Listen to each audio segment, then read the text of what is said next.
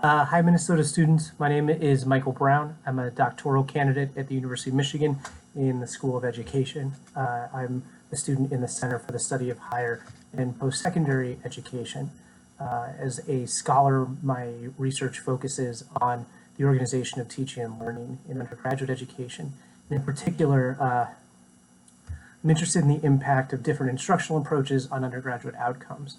So when I started to get into doing my own research, one of the things that I'm particularly interested in is social learning behaviors and students working with their peers as part of their coursework.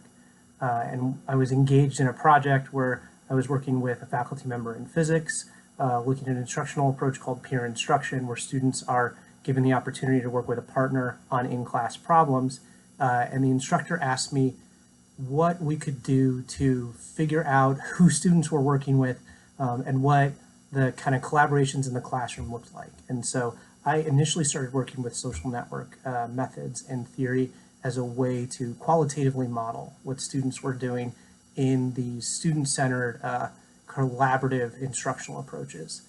And what emerged from that was, first of all, some really useful tools that I've used in quite a bit of my work just to help people understand how students organize themselves in the classroom when they're given the opportunity to collaborate with their peers.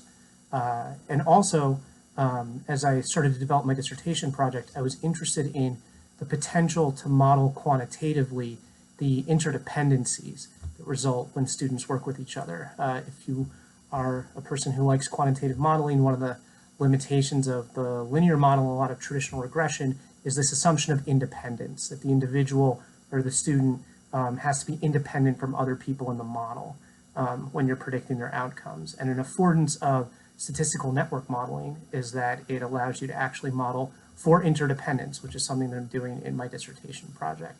And so if you'd like to see more of my work or you'd like to know more about any of those projects or read some of the papers that have come out of them, I'll link to my website at the end of this video. I'm in the process of doing the data analysis for my dissertation right now, which employs a method called stochastic actor-based modeling, where the decisions of actors are used to model the coevolution of the networks that they're embedded in and their behavioral outcomes. And so there's obviously a ton of implications for that in education, and I'd be really excited to talk to anyone that's interested in that.